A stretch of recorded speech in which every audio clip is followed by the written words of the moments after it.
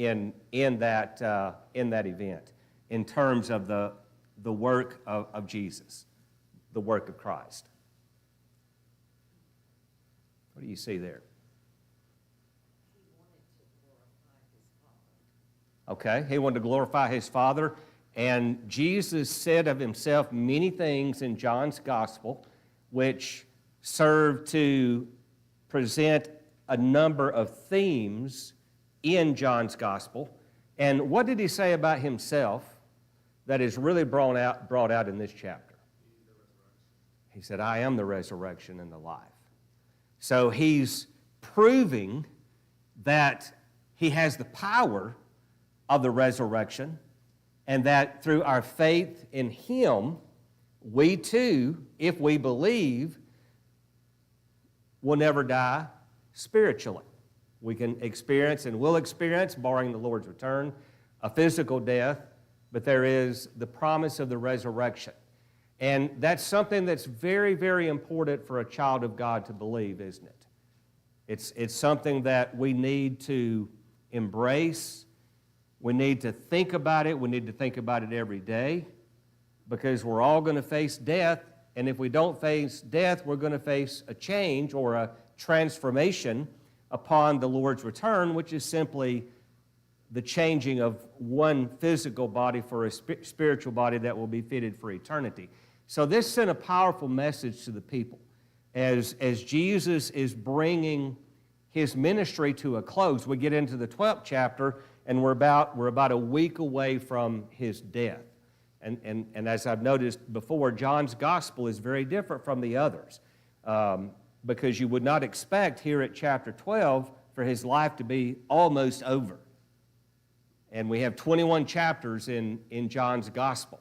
So what we're going to see during that last week is a significant amount of teaching by Jesus that is preparing his disciples for his departure. Now, there was mixed response to the miracle. Tell me about that in chapter 11. Mixed response. Some liked it, some didn't think he really did it. Good. So there was belief. The purpose of the miracle was to produce faith, and we see that there was belief. But there was also another group, we see in verse 46, who went to the Pharisees and told them the things which Jesus had done. So the Pharisees, being the leaders of the religious establishment, then continued their plans and started to formulate a conspiracy to put Jesus to death. You'll notice in verse 53 of chapter 11, from that day on they planned together to kill him. I'm going to come back to that in a moment, because we're going to see really how weak the influence of the religious leadership was at this point, how weak it was in terms of turning the minds of the people away from Jesus. They're going to temporarily, basically, lose their influence. Now that's going to change, and that's going to result in the death of Christ. Verse 54. Thank you, Jennifer. Back in chapter 11 now. Therefore, Jesus no longer continued to walk publicly among the Jews, but he went away from there to the country near the wilderness, into a city called Ephraim. And there he stayed with the disciples. Now the Passover of the Jews was near, and many went up to Jerusalem out of the country before the Passover to purify themselves. They're getting ready for that annual feast, that celebration. So they were seeking for Jesus and were saying to one another as they stood in the temple, what do you think?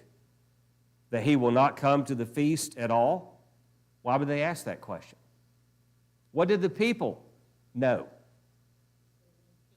The people knew about the antagonism of the religious leaders toward Jesus.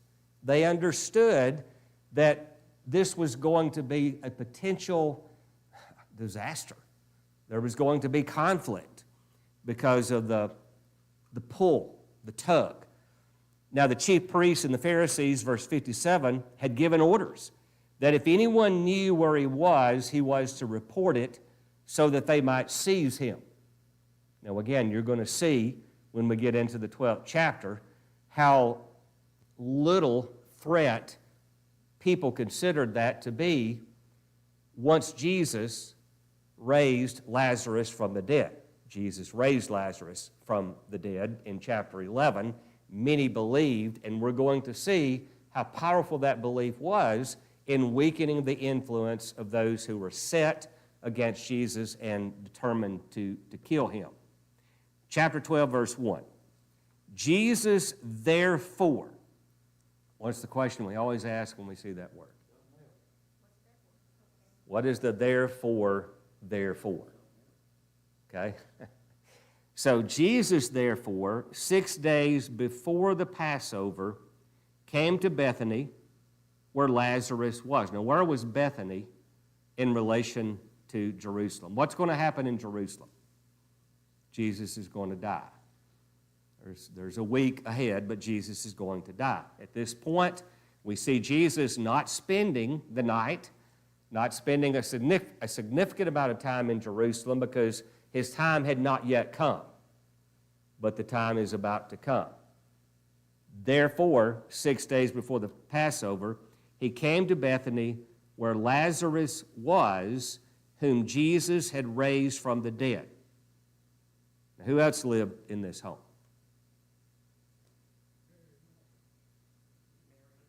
Mary and Martha, siblings, 3. So, they made him a supper there, and Martha was serving, but Lazarus was one of those reclining at the table with him.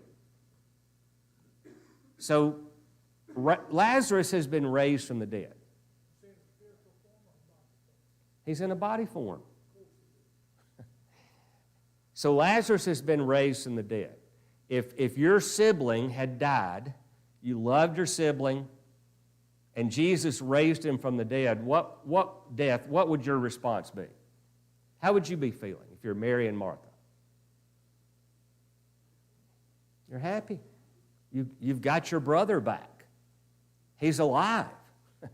How long was he in the tomb? 4 days. And when Jesus shouted, "Come forth," what did he do? He came forth. He came out. And now he's alive and he's eating. He's at the table. He's there with Jesus. Now, why am I building all this up? Well, let's see what happens next. So they made him a supper. Martha was serving. Lazarus was reclining at the table. And then Mary, verse 3, took a pound of very costly perfume of pure nard and anointed the feet of Jesus and wiped his feet with her hair, which was against social custom. And the house was filled with the fragrance of the perfume. Now, why did she do this? Is that what she was thinking? Yeah, Jesus is going to point to the fact that this is going to be remembered, and it's going to be remembered she's preparing me for burial. And he's bringing what she did into his teaching and emphasis upon what was soon to happen. But do you really think Mary did this to prepare Jesus' body for burial? I think Joanne said it correctly when she said she was honoring Jesus. Why was she honoring Jesus? He just raised her brother from the dead. Okay. So does that make sense? Do you see why she's doing this? And what do we know about this, this perfume? What do we know about it? Well, we know it's costly. How costly was it? Could have been sold for 300 denarii, verse 5. That's what Judas tells us that. Could have been sold for 300 denarii. A denarii was about a day's wages. Okay? So 300, this is about a year's worth of work. Now, most commentators will tell us that this is another proof that Mary and Lazarus and Martha were a family of means. You know, they had to give, but at the same time, they could have kept. But she was willing to sacrifice something of significant value because of what what Jesus had done for her. I'm going to make a point here that I always make when I think about, well, let me ask this. Was this an act of worship?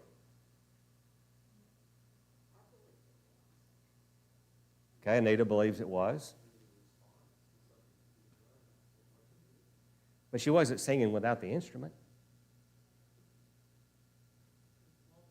She wasn't praying. She was adoring. She was showing love in response to what Jesus had done for her. That's an act of worship. Worship is a response to what God has done for us. And I just think that's an important point, because when we come together and we engage in acts of worship, we sing, we pray, we partake of the Lord's Supper.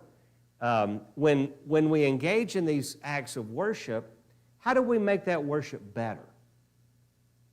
How do we make it better? Is it by, let's rearrange the order. Let's put the Lord's Supper at the beginning. That'll make it better. Let's if 3 songs are good, let's have 4. That'll make it better. Let's tell all the crying babies they can't be in here while we're worshiping. That'll make it better. What's my point? It's what's in your heart. It's what you bring with you. If you're not prepared to worship when you get here, you're probably not going to be prepared for worship when you engage in that worship. And worship is a response to what God has done for us.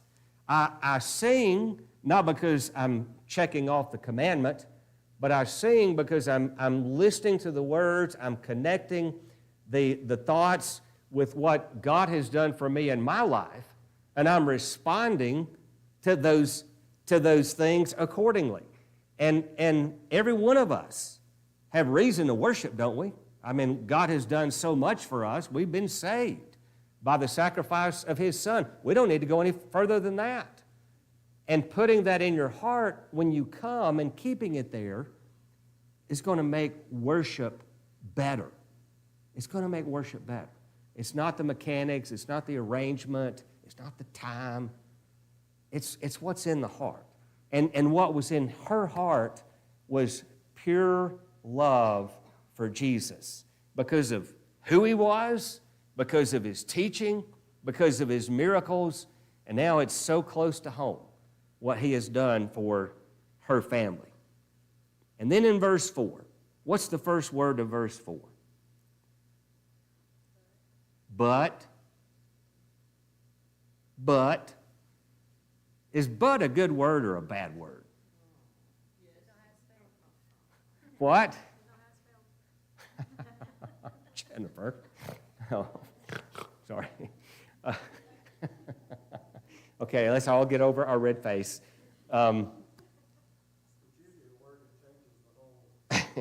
Changes the complexion of the conversation, doesn't it? I mean, just we say all these wonderful things, but let me bring us all down. And I'm not saying it's always a bad thing, but get ready. And the but here, I don't want to say it that way. The but is connected with Judas Iscariot.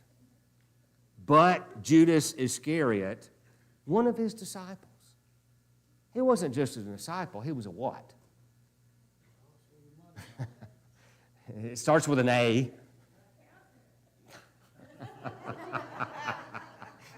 No. ACC is good. He was an apostle. He was an apostle. Of all the people who should have been adoring and worshiping Jesus, you would think it would have been the apostles. But it's Mary. Judas Iscariot, one of His disciples who was intending to betray Him, said, "Why was this perfume not sold for 300 denarii and given to the poor people?" He's a good guy. He's thinking about the poor.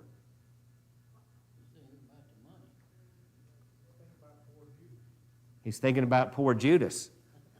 That's exactly right. Now he said this, verse 6. By the way, let me ask this. It's not in this account, but it is in the other accounts. How did the other apostles respond to that objection? How did the other apostles respond?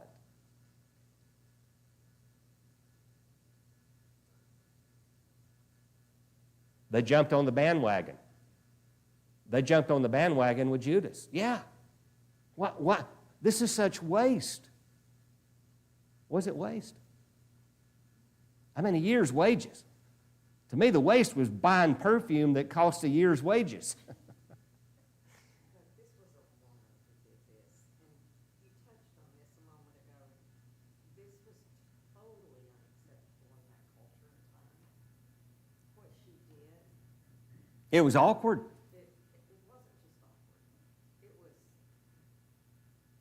It was one of those things that you would never want associated with your family. It was an embarrassment, and it was a shame for a woman to, in any way like this, touch a man. Yeah. There was a purpose. Yeah, I mean, she touched him. She touched him well.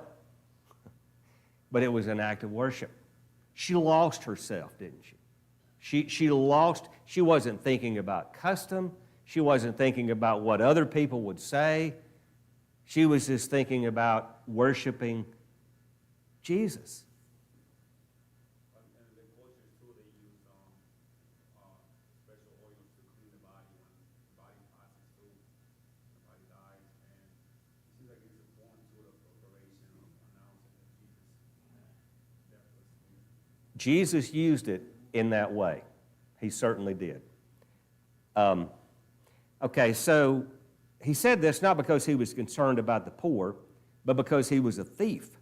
And as he had the money box, he used to pilfer what was put into it. Now, Patty, were you the one who said accountant? Okay. I'm gonna make another point here. We have visitors. I need to let you know I'm an accountant.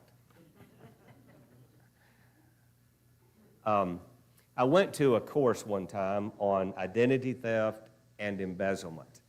And the person who taught the class began by asking, who is the one most likely to embezzle?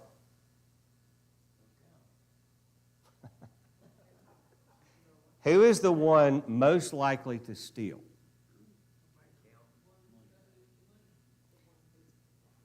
That's it. That's it. It's the one in whom trust, with no verification, is placed.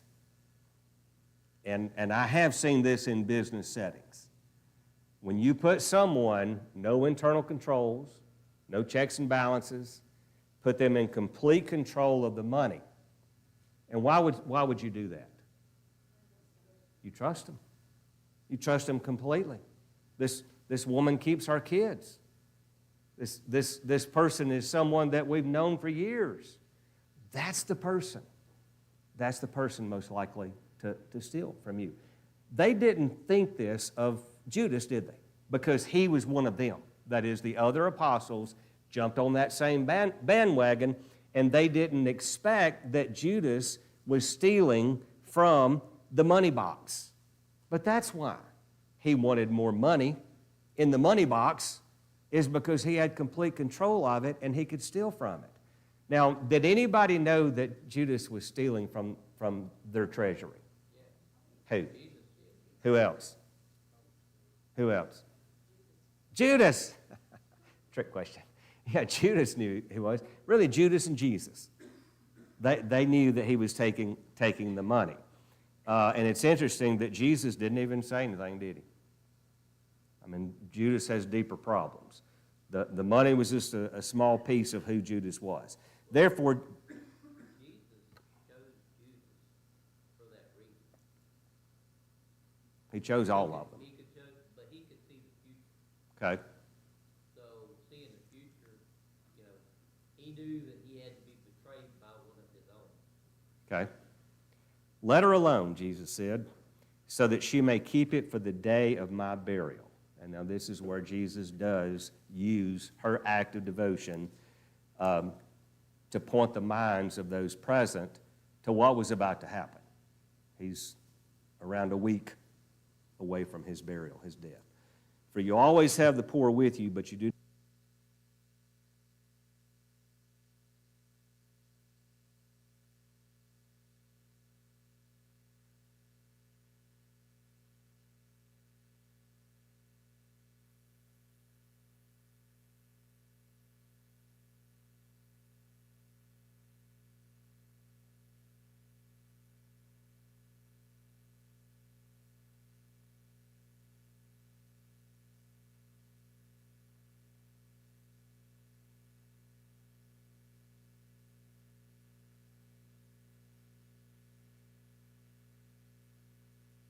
For you?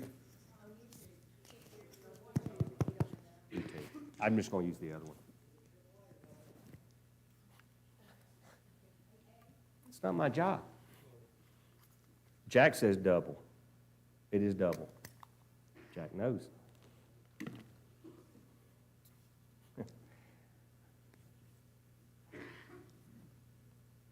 Did I ask a question about verse 8? I don't think I did. Okay, verse 9. So the large crowd of the Jews then learned that he was there. And they came, not for Jesus' sake only, but that they might also see Lazarus.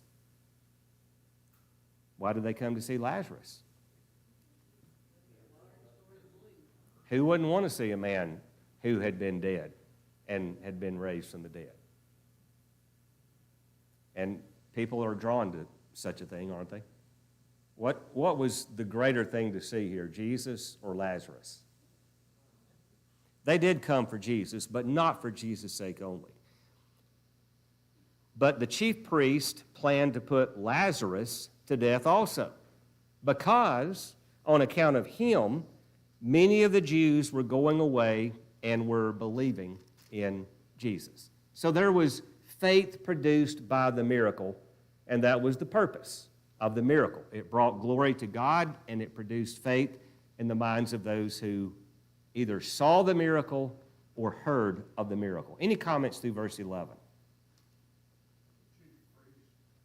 Chief priest? Yeah. And that's such a terrible thing, isn't it? That what lust for power can do to a person. They were blinded to the truth of Jesus' claim to be the Son of God because of their lust for power. They didn't want to lose their place. And we saw that in chapter 11, didn't we? When Caiaphas, who was the high priest that year, said to them, "You know nothing at all, nor do you take into account that it is expedient for you that one man die for the people and that the whole nation not perish." So he saw what could happen with the increased influence of Jesus. They could lose their place. And I noted then, and I'm going to bring this out again, that their concern and what they did to address this concern in putting Jesus to death brought about the very thing that they feared, didn't it? What do I mean by that? What happened in AD 70? They lost their place. Jerusalem was destroyed. The temple was destroyed. The Romans came against them because of their rejection of Jesus, so their effort to save their place actually resulted in the loss of their place. All right, so on the next day, the large crowd who had come to the feast, when they heard that Jesus was coming to Jerusalem, verse 13, took the branches of the palm trees, and they went out to meet him, and they began to shout, "Hosanna," which means salvation. "Blessed is he who comes in the name of the Lord, even the King of Israel." So they quote Old Testament scripture. They see Jesus as the Messiah. Not the Messiah we know him to be, but the king they expected, who would be a king and reign on earth and deliver them from their enemies. These things his disciples did not understand at the first. But when Jesus was glorified, then they remembered that these things were written of him and that they had done these things to him. So the people who were with him, when he called Lazarus out of the tomb and raised him from the dead, continued to testify about him. Everyone's talking about Jesus. For this reason also the people went and met him, because they heard that he had performed this sign. So the Pharisees said to one another, can you see them out here on the fringe of the popular movement, looking at each other and saying, you see that you're not doing any good? Look, the world has gone after him. You kind of get the sense they're just sitting here blaming one another for what's happened. Now, I think there's a deeper meaning in this statement of verse 19 also. The world has gone after him. The world has gone after him. Let's come back to that. Now, there were some Greeks. Who were the Greeks? Non-Jews, Gentiles. When Jesus died, what was one of the things that was accomplished in his death on the cross in connection with this statement? Salvation would come both to Jews as well as the Gentiles. During the time of Jesus' ministry, they went first to the household of Israel, to the Jews. But Jesus had said before that there would be others, remember in the teaching in John chapter 10 on the Good Shepherd, others would be brought into the flock. Going back to chapter 11, when the high priest said what he said, John explained that. Look at verse 51 of chapter 11. He did not say this on his own initiative, but being high priest that year, he prophesied that Jesus was going to die for the nation, and not for the nation only, but in order that he might also gather together into one the children of God who were scattered abroad. So Jesus is sprinkling his teaching with these references to the fact that the Gentiles are going to be saved as well. And now, here the Pharisees are saying the world has gone after him. I mean, they're saying the very thing, that's not what they meant, but you think about it, they're saying the very thing that they didn't want to happen. And that is the world, not just Jew, but Gentile as well. And lo and behold, right after they say that, Greeks, Gentiles, that they're in the crowd who were going up to worship at the feast, these then came to Philip, who was from Bethsaida of Galilee, and began to ask him, saying, Sir, we wish to see Jesus. Philip came and told Andrew, and then Andrew and Philip came and told Jesus. Now, why did Philip go tell Andrew first?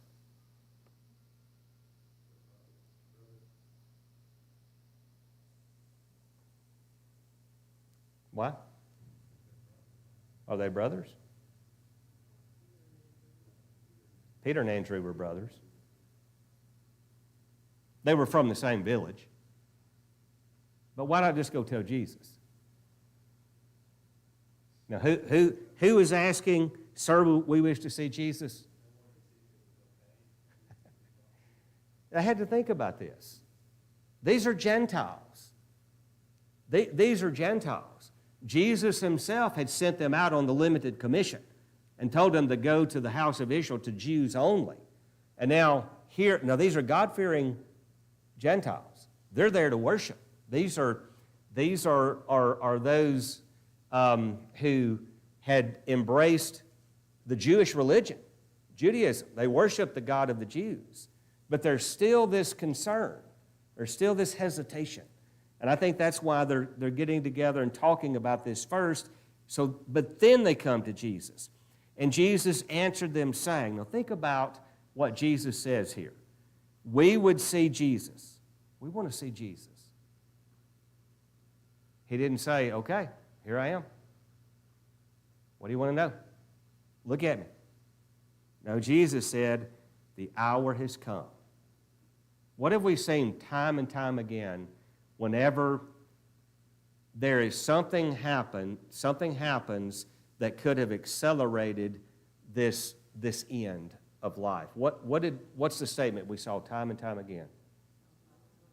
Yes, my time has not yet come. But now, it's different. The Gentiles want to see Jesus. And Jesus says, the hour has come for the Son of Man to be glorified. And I'm thinking, he is speaking about his death on the cross.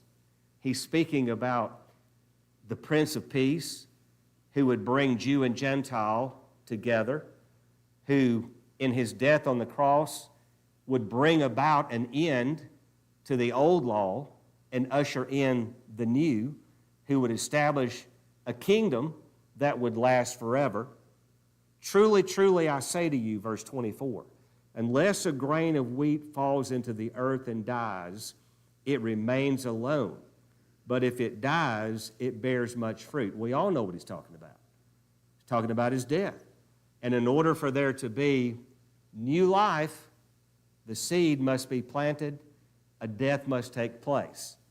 He who loves his life loses it, and he who hates his life in this world will keep it to life eternal. I thought he was talking about his death.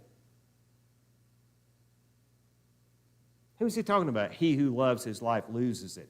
He who hates his life in this world will keep it to life eternal. Who's he talking about?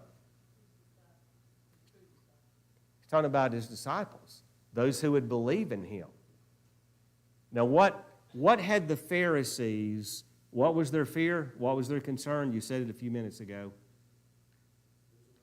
They would lose their place. What did they love? They loved their place in life. And Jesus says, he who loves his life loses it, and he who hates his life in this world will keep it to life eternal. He's drawing the minds of his disciples to this understanding. You've got to let go of this world. I'm about to let go of this world. I'm about to die on the cross. Anything that I have here, I'm about to lose it. But I'm showing you, just like the grain of wheat that falls into the earth and dies, that bears much fruit. In my death, there will be much fruit. In your death to the world, in your crucifixion of the world, Paul said, I've been crucified, and it's Christ who lives in me. In that you will find your life, and in that you will bear much fruit. He who loves his life loses it, and he who hates his life in this world will keep it to life eternal. If anyone serves me, he must follow me. Where is he going? He's going to the cross. And where I am, there my servant will be also. You must carry your cross, Jesus told his disciples. If anyone serves me, the Father will honor him. If you as Mary are willing to sacrifice something that cost you a year's salary. Now, the televangelist at this point would ask you to send in a check. No, I'm not going there. Not going there, YouTube world. No, it's about giving your life, isn't it? It's about giving everything. Everything that's of value, are you willing to give it? What did Jesus ask the rich young ruler to do? Why? Why did he ask him to do that? That was the one thing that was holding him back. We think about things that stand between us and fellowship with God. Sin is a barrier to fellowship with God. But what is it that's not even a sin? He didn't have to sell everything. But what is it that you value more than eternity? That's the very thing you got to let go. Whatever that is, you got to let go. This talk about death, look where it takes Jesus in verse 27. Now my soul has become troubled. And what shall I say? Father, save me from this hour? What had Jesus just said? He who hates his life in this world will keep it to life eternal. He must die. The seed must die in order for there to be the bearing of fruit. But is that going to be easy? Who's talking? It's Jesus, the man. He knows what the death looks like. He knows what the scourging and the persecution, he knows what that looks like. What shall I say? Father, save me from this hour, but for this purpose I came to this hour. Why did we come to Jesus? Why did we choose to be followers of him? Why did we make that commitment? So that we could save our life or so that we could lose our life? Father, glorify your name. Then a voice came out of heaven. I have both glorified it and will glorify it again. So the crowd of people, and he did that at his baptism, the voice from heaven, when Jesus was baptized. He did it at the transfiguration, and he's doing it again. So the crowd of people who stood by and heard it were saying that it had thundered. Others were saying an angel has spoken to him. Jesus answered and said, this voice has not come for my sake. He knew he was glorifying the Father. He knew that he would glorify the Father. But this voice was for you. Now judgment is upon this world. Now the ruler of this world will be cast out. And I, if I'm lifted up from the earth, will draw all men to myself. He's about to bear fruit in his death. But he was saying this to indicate the kind of death by which he was to die. The crowd then answered him, we have heard out of the law that the Christ is to remain forever. Really? Is that what you heard? And how can you say the Son of Man must be lifted up? We understand. You're speaking of your death. Who is this Son of Man? So Jesus said to them, for a little while longer the light is among you. Walk while you have the light, so that darkness will not overtake you. He who walks in the darkness does not know where he goes. Who was walking in the darkness at this time? The Jews, the persecutors, the Pharisees, the unbelievers among those present. Jesus is telling them, you need to walk in the light. Now that's about to be tested, isn't it? It's about to be tested when Jesus is betrayed and when Jesus is led away to be crucified. He's not going to live forever. What kind of king is this? What kind of kingdom? What kind of kingdom has a king who would allow himself, after all these miracles, all these demonstrations of power, who would allow himself to be crucified? You've got to stay in the light. Don't let that darkness take you away. Don't let it produce doubt in your heart. While you have the light, believe in the light so that you may become sons of light. Okay, I'm going to stop right there. Jennifer, you mark that in your Bible, please. Yes.